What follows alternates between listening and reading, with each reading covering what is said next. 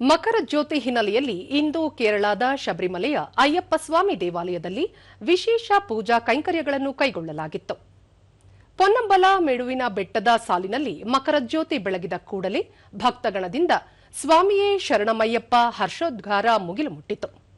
ಜ್ಯೋತಿಯನ್ನು ವೀಕ್ಷಿಸಿದ ಅಸಂಖ್ಯಾತ ಭಕ್ತಗಣ ಭಕ್ತಿ ಪರವಶರಾದರು. ಪವಿತ್ರ ಜ್ಯೋತಿಯನ್ನು ಕಣ್ತುಂಬಿಕೊಳ್ಳಲು ಬೆಳಗ್ಗಿನಿಂದಲೇ ಸಹಸ್ರಾರು ಜನರು ಸೇರಿದ್ದರು. ಈ ನಡುವೆ ದೇಶದ ವಿವಿಧ ಭಾಗಗಳಿಂದ ಅಯ್ಯಪ್ಪ ಮಾಲಾಧಾರಿಗಳು ಹಾಗೂ ಭಕ್ತಾದಿಗಳು ಮಕರ ಜ್ಯೋತಿ ದರ್ಶನಕ್ಕಾಗಿ ಆಗಮಿಸಿದ್ದರು. ಪುಷ್ಪ ಹಾಗೂ ವಿದ್ಯುತ್ ದೀಪಾಲಂಕಾರದಿಂದ ಅಯ್ಯಪ್ಪ ಸ್ವಾಮಿ ದೇವಾಲಯ ಕಂಗೊಳಿಸುತ್ತಿರುವ ದೃಶ್ಯವನ್ನು ಭಕ್ತಾದಿಗಳು ಕಣ್ತುಂಬಿಕೊಳ್ಳುತ್ತಿದ್ದಾರೆ.